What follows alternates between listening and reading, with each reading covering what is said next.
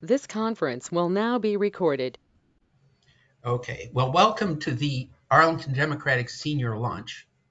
We normally meet on the second Tuesday of each month, but that happened to be Election Day this month, so we decided to move.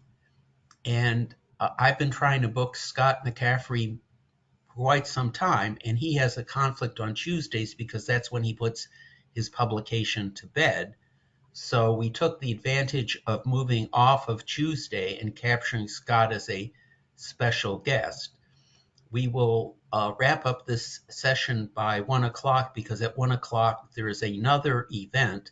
I've put the link in the email blast that went out this morning that is sponsored by ACDC. ACDC is not having a secret meeting in a restaurant at an undisclosed location in Arlington. Instead, they're going to meet by Zoom at 1 o'clock. So most of the normal post-race celebration and festivities, instead of being in person and instead of being at an Arlington Senior Lunch, will be at 1 o'clock. And I would urge everyone to shift from this call to that call. But between now and then, we have exclusive use of Scott McCaffrey, who brings decades of experience in covering politics. And he's going to be, he edits the Arlington Sun Gazette, which is one of two great publications in Arlington. The other one being, of course, my Race Packet magazine. And he's here to talk to you about the current political scene and what he's learned and what he's seen. So without further ado, I give you Scott. Let's give him a round of applause. Yay. Well, thank you, Bob. And sorry I'm on the phone, but it'll be like radio. You can visualize things that are going. I look forward to the day this group will all be back together in person because I very much enjoyed those luncheons over the years, whether I've spoken to them or learned something from them, as I think I will today. So I have some Arlington numbers for you. The beauty of Arlington, both covering and voting and running an office, is you're never going to have to wait 3 days to figure out who's won, usually. So let's go back in our minds to January. And if you had said in January that the incumbent, Matt DiFerrante, was going to run and he was going to be challenged by a few people, what you probably would have thought, if you think about these things, is, well, if you look at historic norms, Matt probably will get about 60% of the vote, and his opponents, whomever they may be, will probably split 40% of the vote.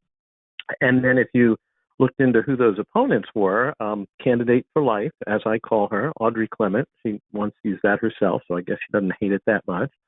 And Adam Theo, who was trying to run to the left of Matt in this case, you would say, well, Audrey is probably going to get the bulk of the votes for a couple of reasons, and Adam will pick up maybe a third of that vote. So you'd come up with something like Matt DiFerrante about 60%, Audrey Clement about 30%, and Adam Theo about 10%. That's if you thought this through in January. Of course, we've had all kinds of craziness nationally, locally, issues, all kinds of issues going on.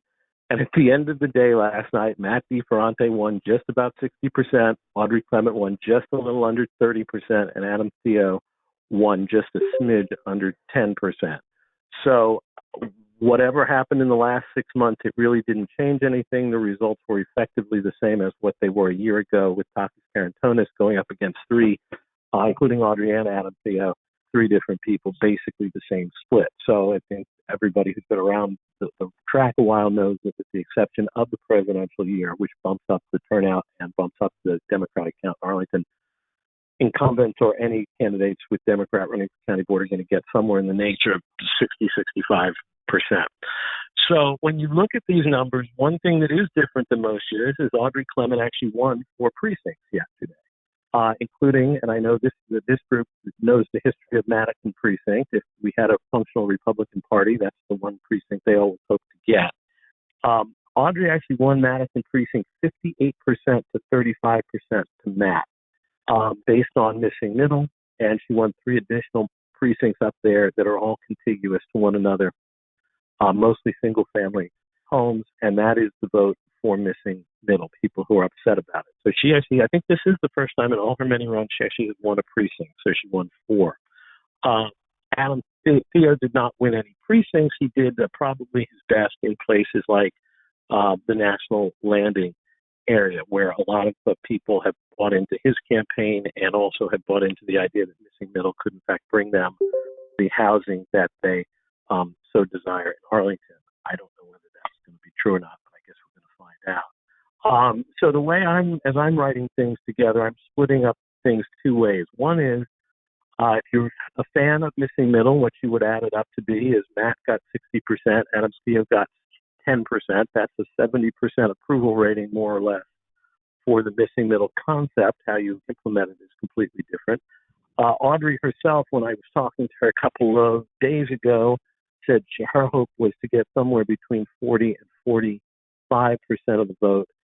She's never done better than 31%, which she got in 2013 against Jay Fazette, and she actually didn't hit 31% here. The Jay Fazette race, she was the only candidate against him. And if you remember that year, that was sort of the canary in the coal mine, that people were getting a little cranky with the county board at the time. 2014, of course, brought John Bystad. But as we had some commentary in the paper from others, not myself, Audrey is no John Bystad, and this issue was not the Columbia Pike streetcar. And Audrey doesn't raise money, and Audrey doesn't like to build coalitions. So what might have been 40% turned out to be 28.4% when it came down to it. On the school board side, this one also pretty much as one would expect. Bethany Sutton, who was your endorsee, got roughly 68% of the vote. Her opponent, James L. Reeves, who ran an interesting campaign and sort of an aggressive campaign, but I'm just not sure he ever had a complete message to deliver to the public. He got 30% of the vote, so that is the usual 2-to-1 advantage that a school board member has. Don Beyer, and I didn't pull out the Arlington numbers specifically, but I don't think it's going to be much different from this. He got 73.3% in the 8th district as a whole, which meant that among Democrats on the night in Virginia in the 11 races, he actually got the highest percentage total of any candidate who was on the ballot. Next to him in the Democrats was Bobby Scott down in the 3rd, and slightly beating him was Morgan Griffith way down in the 9th district. But again, he's going back at Republicans, put up a spirited young woman, I guess young is fair enough to say, named Karina Lipsman. You saw her signs everywhere, and I do everywhere. But it obviously was not going to gain any traction. And she was, I've seen both of their statements, and she was very pleasant and nice and thanking Don Beyer for his service in Congress, where, of course, he is now going back. So those are the local races. We now start looking ahead real quickly to the implementation of Missing Middle. We start looking into how the county board is going to interact with what will be mostly a Republican Richmond, as they did last year. And of course, we start looking to 2023, when there will be 13 different Arlington races on the ballot, when you count 2 county board members, a school board member, 5 constitutional officers, and 6, right? Legislators, 6 total, Senate and House. So if you've ever wanted to run for office, there will be job openings for everybody, although most of the incumbents, I think, will end up wanting to run. But it could be a very interesting July primary for the Democrats, in part because it's likely that this will be the first time you can run a primary in Arlington with the instant runoff. So we might get very, very interesting. This race that we just had with county board, again, proves, I'm not sure that instant runoff is necessary to be stuck in Arlington general elections. It doesn't need to be anytime soon. Last year, Takis Karantonis got 61% of the vote. Matt this year got 60.5%, so it wouldn't have come into play anyway. Next year could be different because you've got 2 different county board seats on the ballot, but you never know. Beyond that, I'm like everybody else. I'm curious to see where things do end up in a couple of days or a couple of weeks, I guess, in some cases. Certainly not the night Republicans wanted or expected they were going to have. Probably not a great night for Democrats, but the party staved off what could have been a really nasty night. So take that as a win, and we're still trying to figure out who's going to be running Congress. But with that, I will answer any questions, Bob, if you want, or at least Sure. the best of my ability. Well, Or if anybody has comments, I'm happy to take them too, because I'm curious to see what the voters felt like. okay, well, I guess I'll give some comments and then some questions. The first one is you should have mentioned, and I'm quite proud of the fact that all 6 bond referenda Yes, passed by wide margins. correct. And Sorry. Yes. that the other interesting thing is that because of Youngkin's governorship, uh, we shift the electoral board from 2 members to 1 Democratic member, and uh, that Matt is going off the board, uh, and so we will only have one member, and there'll be 2 Republicans, which will be very interesting because we've really always had trouble recruiting Republicans to serve on the electoral board, and we're going to have a big fight coming up on drop boxes. That'll probably be the first order of business. So my question to you is, uh, given the fact that Arlington has been so resistant to national changes, uh, what do you view? How would you view this election in your graph of Fortress Arlington's invulnerability to national changes? Yeah, well, I mean, I think it is true. Last year, you had a county board race and the Democrat got 61% of the vote. This year, you had a county board race and the Democrat got just a smidge under 61% of the vote. Arlington plays to its own drummer. I think the governor, the Youngkin, the current governor, got something on the order of 25% in Arlington last year. When Donald Trump ran, he got less than 20% both times.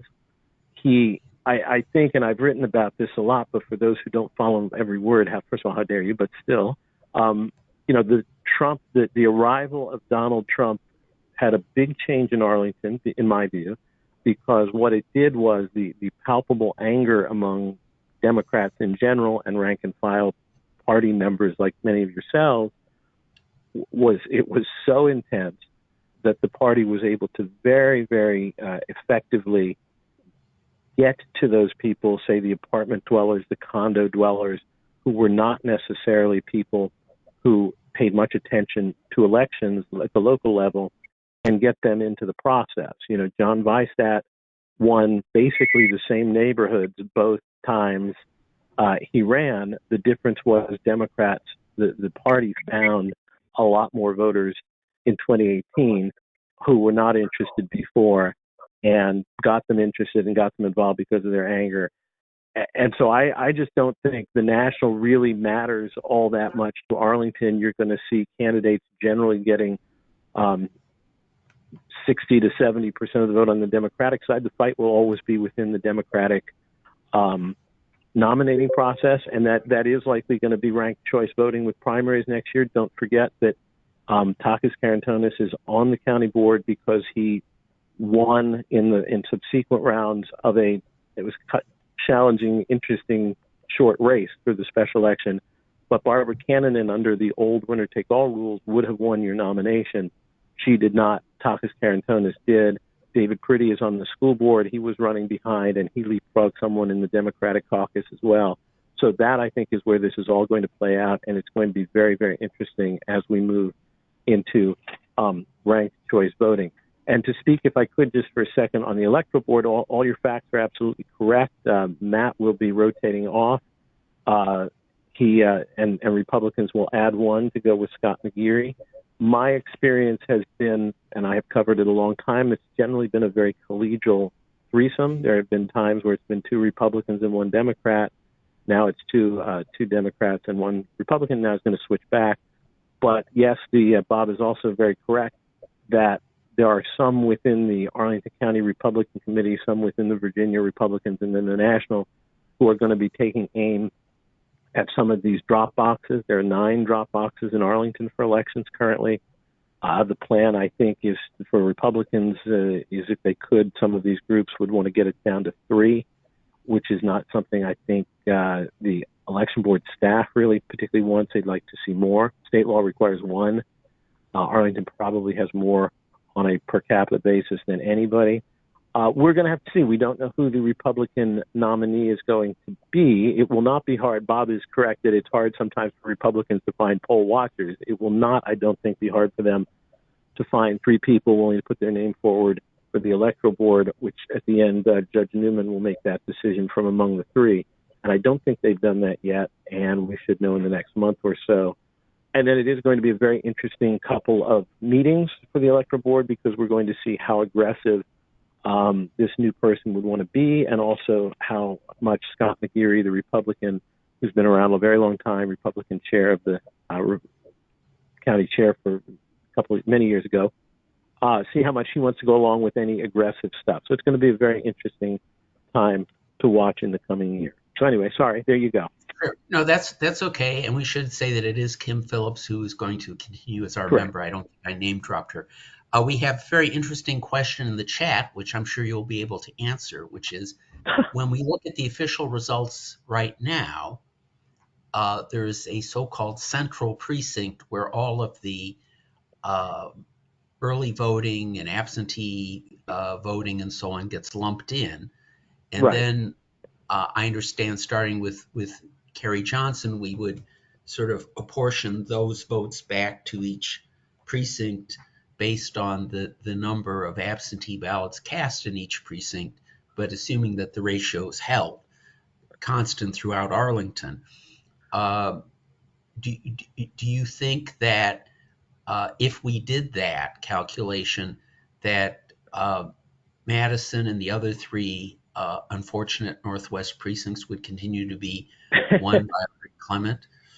Right. That's a very good question. And let me first say I always enjoyed those after the election data analysis. Kerry did it like nobody's business. That was always tremendous.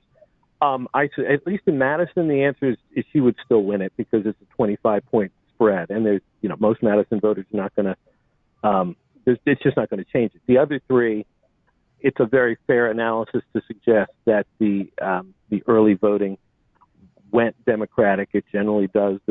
I don't have the numbers in front of me, but it went the same percentages that the election did, or a little better for Democrats.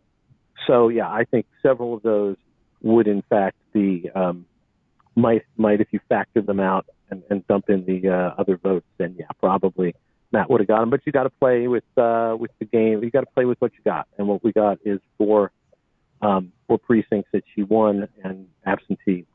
Yeah, could well be. Not in Madison, but I'll spot you at least two of the other three. Okay. Now, I'm having trouble seeing people. You can either raise your hands or type a question in the chat, or just let me know that you want to be recognized to ask a question. I can keep on asking Scott questions for an hour, but we'll go to Mark Stern. Hi there.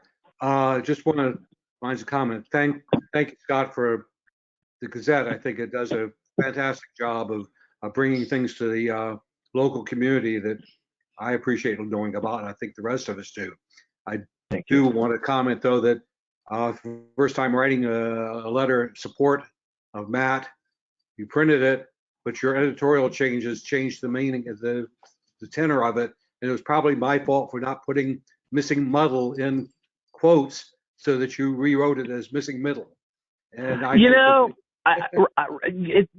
there you go, because I remember that letter, and I thought that was a typo on our part, not on your part. So I apologize for what nobody else needs to hear this conversation, but I apologize. But yes, quotes doing that would be much better in future. I thought, just because repeating it twice, I thought the point would come through.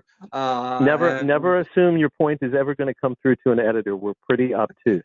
But I think that's really the biggest point I have is the missing middle discussion has been so inaptly framed, and the results articulated so poorly that it has been a missing muddle to be much more than a good substantive argument. Well, okay. Let me push. I mean, not push back on that. I think that's correct. Therein lies the problem with one-party rule, either Republican or Democrat or independent. Is the decision has been made to go forward. I can tell you, because we wrote editorials about it. Unlike 2014, where the election of John Bystad twice caused two of the three two of the three supporters of the Columbia Pike streetcar to switch sides and kill it. This is going through no matter what. Now, wouldn't have expected Audrey Clements going to win, but even if she had, this is going through. That decision has been made, and it's not going to be stopped. So, if one happens to be against missing middle either in practice or in theory, sorry, it's going through. The question will be in the details, but there's nothing that's going to stop it at this point. In fact, this morning I've already received the press release from the YIMBYs of Northern Virginia, which I haven't gotten to yet, but I'm sure is saying the election results prove this is what Arlington wants, so let's do it. It's going to be very interesting a year from now if people start in those neighborhoods or elsewhere, start seeing the bulldozers come in and 4 or 6 or 8 homes going up right next to them on the lot next door, and they're still not quite sure what's going on. That's going to be very interesting.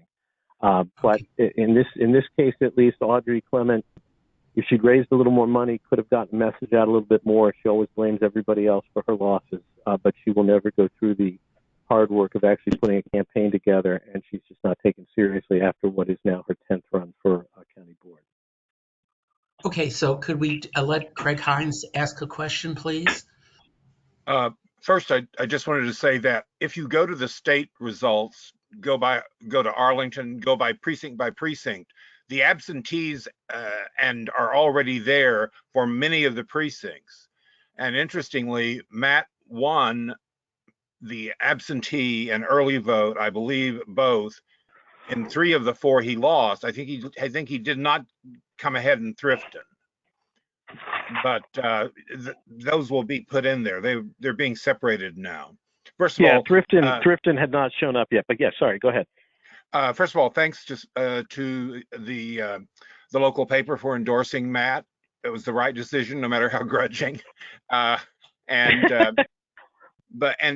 also this is Audrey just is what she is, and we have to deal with her. And but the whole you also used a great word, I think it was you who used the phrase discussing the Democratic operation as the Panzer Division. Yeah. Yes, yesterday, if you were watching, I happened to be at HQ from 5:30 to 7:30 a.m. to p.m. and it really was working. There was nothing. I mean, if a machine hiccuped, somebody was there. It was just it was fabulous to see. All of the precinct ops people we were on a conference call for about 12 hours, and it really was amazing to watch it from inside. I'm usually a circuit rider, but those days are behind me. No, I have said this many times in many venues. You can only bow at whether you agree or don't, or probably like me or somewhere in the middle with the politics of it. The Arlington County Democratic Committee is one of the most well-oiled machines political machines ever, in a good sense of that word, not meaning a bad sense of that word, that you can possibly see. It's amazing. It has integrated a lot of people since the Donald Trump experience of 6 years ago, and you're seeing new people. Unfortunately, kind of with the 3 years almost layoff, with it's been online, that it's going to be when I'm coming back on December. I usually watch it. I'm very thankful that I get to watch the meetings because it's just easier because I can write while the meetings are going on. But I'm going to do it in person in December as we start to perhaps see some movement toward 2023. But it's just been, over the course of probably 15 of my years doing all this, I've covered the Democrats and the Republicans. But the Democrats, it's just an amazingly well put together, well conceived machine. Not without its occasional internal squabbles, but that any family, I guess, is like that. And it's something to watch. I'm sure it is from outside looking in. Other Democratic groups say, "Boy, this is what we should aspire to." Okay. Do we have another question from the audience, please?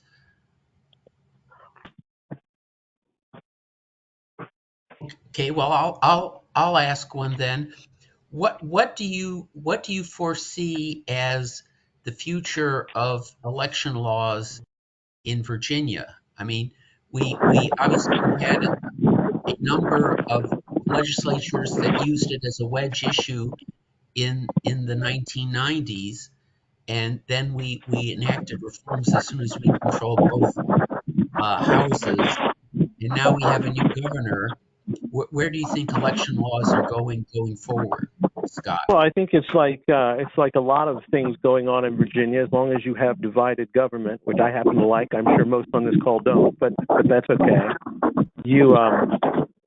I'm getting a lot of feedback. I don't know what that may be, but if you can hear me, I'm going to mute a caller. There you go. okay, Okay, that should okay, cut it out. I that's all right. apologize. Go Sorry, ahead, that's all right. Scott. No, but I mean, we have at least 3 more years of a Republican governor. Don't think we now have to worry about him being president, given what he supported over the past couple of weeks and didn't turn out necessarily so well. But and what happens next year with the legislature, we will have to see. But even if Democrats were to take both houses, you've still got the governor there as the backstop for things. So, my hope would be, maybe it's a forlorn hope, that the two sides could focus on some real world solutions to real world problems when it comes to this issue, voting, as well as anything else. But the stuff that was put through in the relatively brief period where Democrats controlled the legislature and the governorship altogether, there's no way for Republicans really to get rid of them, with the exception of administratively. One of the things we are going to see, it's not just Arlington that's going to flip from two Democrats and 1 Republican on their electoral board. It's all 133 electoral boards across the Commonwealth. And while I said that Arlington generally has had a lot of comity, and COMITY, not comedy, and it's three members, no matter how they broke down. There are a lot of places across the Commonwealth where that is going to make a major change. You're seeing it in Prince William. I think the registrar, I don't know if who came from Arlington, don't know if he has left already, is left, if he's rethinking it. I lost track of where that was. But I think he saw some writing on the wall he didn't like. I know you can tell that the Arlington registrar, who's got a very professional team, there are some things that have been discussed by these groups that came in over the summer that she wasn't very thrilled with. So, I think on a lot of issues, we've got until one party gets all 3 back, if one party ever does, meaning the House, the Senate, and the governorship in Virginia, we're going to be working on the margins for anything. Okay. Well, I want to ask you a very unfair question right now. I know you cover a lot of jurisdictions besides Arlington. In your opinion, who is the most colorful political figure you've ever had to cover? Oh, well, can I just tell you a story? And it's really maybe not the most colorful, but you all will appreciate it. When I was a mere child and working at the Sun News in Myrtle Beach, which used to be a huge daily paper, and now is kind of a sad shell of that, I came up here with one presidential season, but I came up to talk to the two, well, not talk to, but the two senators from South Carolina, Strom Thurmond at the time, and Fritz Hollings. And I always would tell people at the time, and this was the mid-'90s, that I don't want to say they've been in office a long time, but Fritz Hollings was the junior senator at the time, and he was elected to office the same week I was born. So that was, and he was a junior senator. But the story, so I'm wandering through the halls, and I and of course, the Myrtle Beach paper was about the 3rd largest newspaper in South Carolina, and certainly represented an important area of South Carolina with a lot of transient people, much like Northern Virginia. But I was talking to Senator Hollings, and Senator Hollings is about a foot taller than I am. He's not obviously anymore, but he was when he was alive. And he was mad at somebody, not me, some media person. And he had some rolled up pieces of paper in his hands, and he's shoving these pieces of paper into my chest as our photographer is taking pictures and having quite the time laughing at the whole thing. He's complaining about the media by basically hitting me, who had nothing to do with the story. But that's part of the gig. That's what you do. And then I wander over to Senator Thurmond's office, and Senator Thurmond at the time would have been 95, 96. And I said, hi, called before, Scott, Sun Gazette, newspapers, just here, I don't know, Senator may or may not have interest. And they, one of the staff members, and of course it won't surprise anybody that it was, very young, very female, and it's not mine to say very attractive, but I'll say very attractive staff people. And they said, oh, well, Senator Thurmond doesn't really talk to the media anymore. But they said, but he loves to get his picture taken. Now, would you like to get your picture taken with him? And like I'm a 4-year-old. And I said, well, sure, I'd love to. But for whatever reason, it didn't come to pass. But, having dealt with those likes, I spent some time in Florida, which has some interesting people. I've spent some time in West Virginia, so I've known some politicians who have gone to prison. Often, the joke in West Virginia is they often are incarcerated in the prisons that are actually named for them when 20 years before they were built.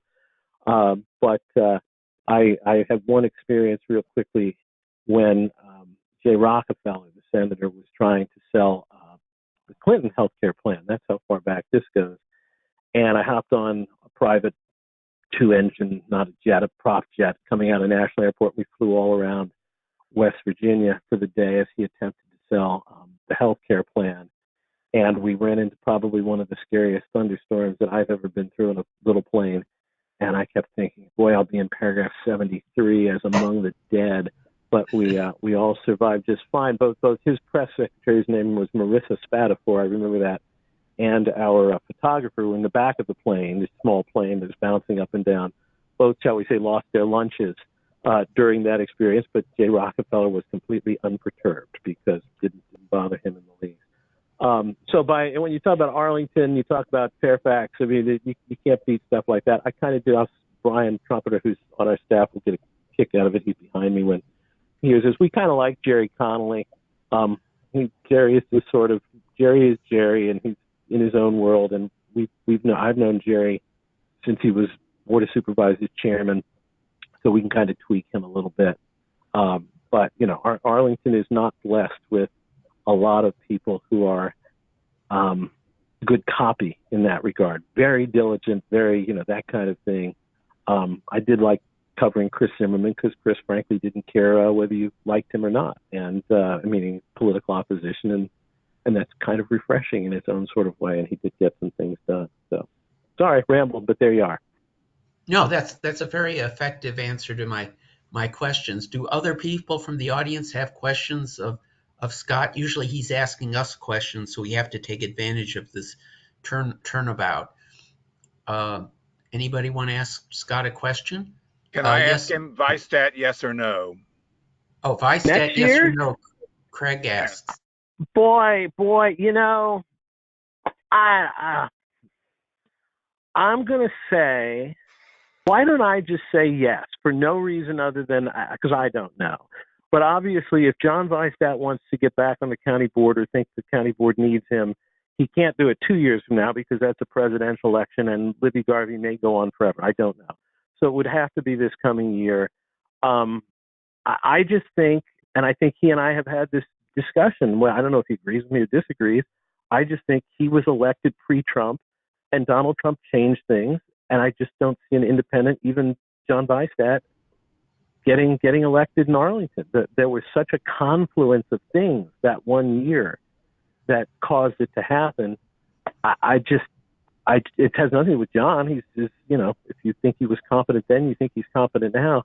But I'm just not seeing it. But there's a difference between will he get in it and will he win it. I think he won't win it, but if he gets in it, it will. Now the most important question: does Mary want him to run? that you guys are much more clued into that kind of thing. But she's a lovely person, and I have not actually seen her, that is Mrs. Vistat, in person in about a year probably. So I don't know. It's a tough gig. He did his thing. He has nothing to be, I think, ashamed of with the loss because it was just coming. It was just different circumstances. So I don't know. It will make things more interesting. I've often said, and you know what? I'll tell you, I don't dislike Audrey Clement. Audrey's okay. She's not a real people person, but she's not a hostile person.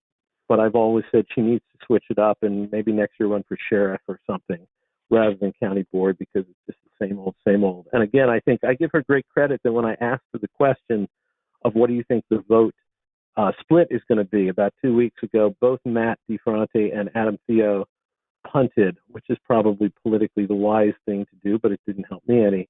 But Audrey was the one who laid it out as, Matt 50 to 55%. She would get 40 to 45.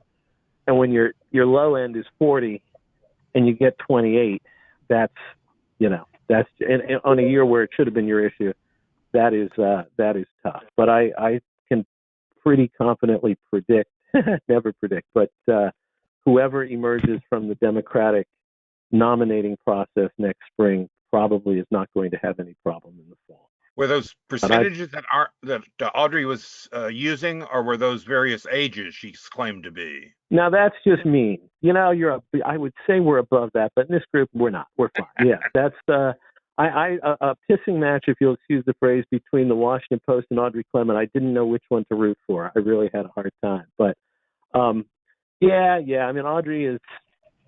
I don't know. She brings up things, but the time is. I will at least say, maybe you won't all agree with me, but I will say both with Donald Trump and with Joe Biden, God bless them for their service, and could we move on? So I would say kind of the same thing with Audrey Clement. Okay. Well, Mark Stern has a question. Go ahead, please. Just one more. I've just barely had time to look at the Sun Gazette online today and see your front page is on the Civic Feds discussion, and would like any more background that you could give us on that. Sure. Well, first of all, it's there because the press is run when the press is run, and the press is run before elections, and so that's why we did some of that. But coming up next week, first of all, the Civic Federation is going to take up, I think, for the hopefully last time, and maybe vote on their whole what are called the Tiger proposals for governance. And I will get to your question. I'm not avoiding it. I just want to say that's what the most of that meeting is going to be about. Of course, a lot of those proposals can't be, as going back to kind of what Bob said, some of them can't be implemented without the governor and the legislature. For instance, more county board members. Arlington cannot add county board members.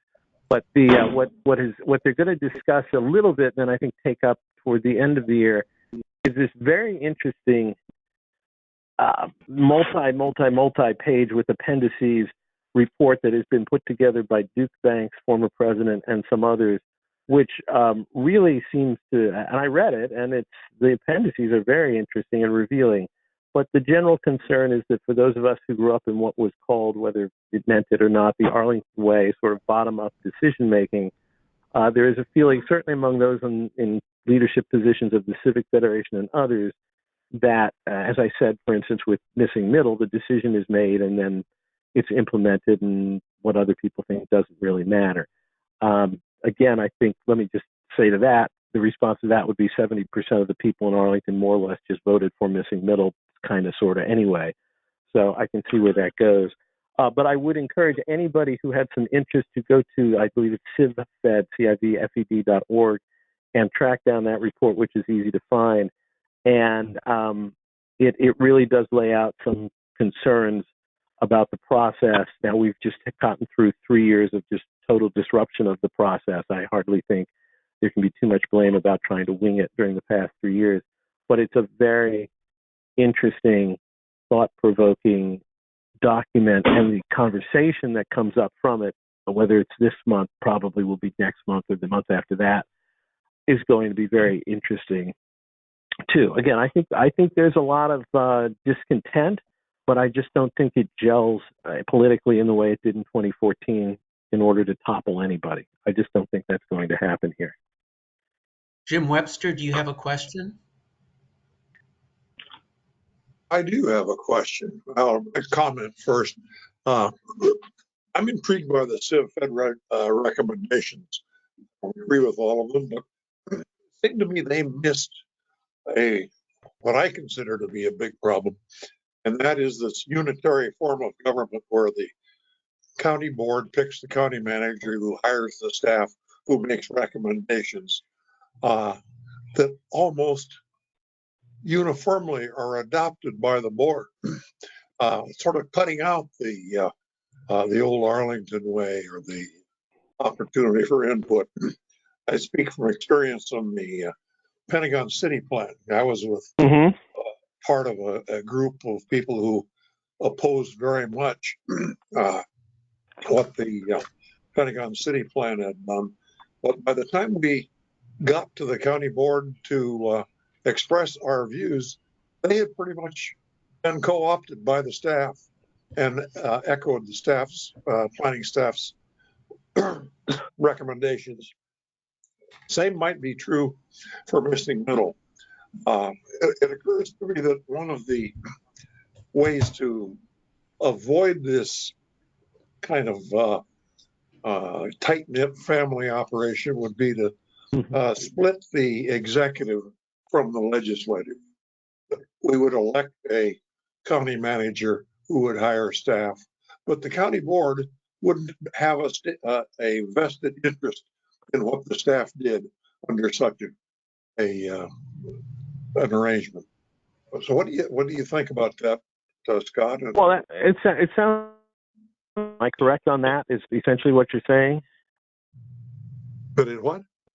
It's essentially. It sounds like it's very much what Maryland jurisdictions do, which you have the county, yes. the county board, yeah, the county executive, right, and then the county council, basically as the legislative branch. Anything is possible. I am very curious to what next week will bring with regard to a final recommendation. As you mentioned at the beginning of that, it's not part of it. There are other pieces to the puzzle that are not part of it that I think some people will want to bring up and discuss. I've tried in writing all about this thing over 2 years to just kind of remind people it's just one organization and it's got every right to its opinions, but it doesn't mean anything unless and until A, the county board, and B, the legislature and governor sign on to whatever they have to sign on to. So I don't know, because I pretty much just have dealt with Northern Virginia, whether there are actually elected county managers, county executives downstate. There are multiple forms that Virginia jurisdictions can use. That's another one. I go back time and time again to the phrase uttered many times by Al Eisenberg when he was on the county board of, what is the problem we are trying to solve? And I think anybody who comes up with a planned change, no matter what that is, on whatever topic, you need to satisfy the Eisenberg question, is what are we trying to solve? So when all of these things are discussed next week, I think you would hopefully get a question of, what are we trying to solve? And I would think if people propose other things, this being a really good example of something that could be proposed, that it would come prepackaged with, this is what it would do to improve the situation. Because yes, at the end of the day, it seems circular. The people who appoint the people who make the decisions that go to the people who appoint the people who make the decisions that go, just round and round and round it goes. I am not sure that means that there is another better way of doing it, but it at least is worth kind of a discussion. And I made the point, and it probably was wrong, but we all have to live our own lives, of during this whole Tiger discussion at the Civic Federation, I didn't spend a lot of time going to the meetings, which were online, so watching the meetings, because I kind of felt I'll get to it when it gets proposed, which it has been. The problem with doing it that way is you really don't know, so I don't know the thought processes that went into all these meetings, whether that was worth spending probably 30 more hours of my life sitting in meetings on arcane things that may or may not happen. I don't know. But I think there's going to have to be, within the Civic Federation next week, some justification for why certain things have been done. And I have no doubt there will be people bringing up other possibilities from the floor. How that will turn out, we'll have to wait and see. But I'll be there in person too. Any follow-up questions? Any more questions from the audience? Okay. Well, I want to give Scott a chance to give us a summary conclusion. Usually what he did when he came in person to our senior lunches is he dropped off sample copies of his newspaper. So I guess you'll just have to content with naming the URL for everybody, and then tell us what else you want to summarize with. Yes, I will say, because not everybody knows, Sun Gazette, all one word, SUNGAZETTE.news, NEWS. And if you are one of those people, and there are many, and I'll just explain it, I know you've got a meeting to get to, but who maybe used to get it in the mail and you've moved someplace and you're not, or you're not getting it, on that website, if you're not a person who needs to come in every day and see every little story we do have PDF copies of the exact newspaper, so you don't have to wait what sometimes people used to have to wait days, weeks, till the Postal Service got it through. So you can actually see the paper online at sungazette.news, or you can click on all the stories and do that. So we are happy. It's wonderful to be able to give it to people in the format that is most comfortable for them. So I want to thank you all. I look forward, and I really, when we get back to being where it's everybody feels okay with doing it in person with this group, I look forward to coming back, because I know next year you are probably going to spend every single meeting with candidates of some sort talking to you, and I find that your group, and there are a couple of others, are where some really interesting questions are put, and so I enjoy coming and seeing them. So it's going to be an extremely busy year. Obviously, the 2024 presidential election started this morning, I guess, and the 2023 Arlington various elections probably are already in full swing right now and moving forward. So I look forward to it. Also, if we're going to do it online, I'd be happy to come and do that as well, watch. So anyway, thank you, Bob, and thank you as always. I agree with you.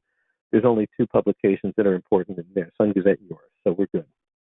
Thank you. Thank you. All right. We have a few announcements. The first is Steve wants to talk about the planetarium. Steve, do you have an announcement on that?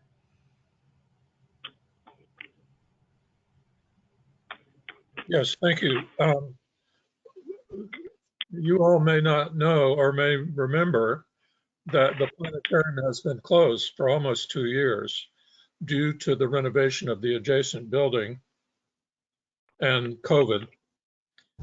And I'm happy to announce several things. One is that a new director was hired in August. A brand new projection system was installed last week. 3 people are being trained on that new projection system, and the children are going to start being enlightened on Monday. So, and finally, the Friends of the Planetarium, and I'm on the board of Friends of the Planetarium, are going to have a members only weekend, November 19th and 20th. And I urge you to consider joining so that you can join us on that weekend. One of the subjects is going to be black holes, which I think everybody is interested in. Anyway, I put the website in the chat, and thank you for listening. Thank you, Steve. I wanted to make a couple of other very mundane announcements. The first one is, I have responsibility for financing the school bond campaign, and we spend a lot of money on those signs. So as you go around collecting signs as ACDC volunteers, please do not throw away the school board signs. School bond signs. We're planning to reuse them. So you can bring them to headquarters. You can bring them at Mary Detweiler's house. But please do not throw out the school bond signs. The other thing is that we do have quite a celebration planned at 1 o'clock on the different Zoom link. I sent that out in today's email, and Steve Baker sent it on an email last night, where we'll have the candidates, and perhaps we'll ask them more penetrating questions than Scott would if he was there. But I do want to remind you that we do have that meeting at 1 o'clock. And again, we plan to have next month's meeting virtual because of the health situation. I hope in the meantime everybody gets their COVID booster shots and their flu shot, so that when we do start up again, we can do it in a robust way.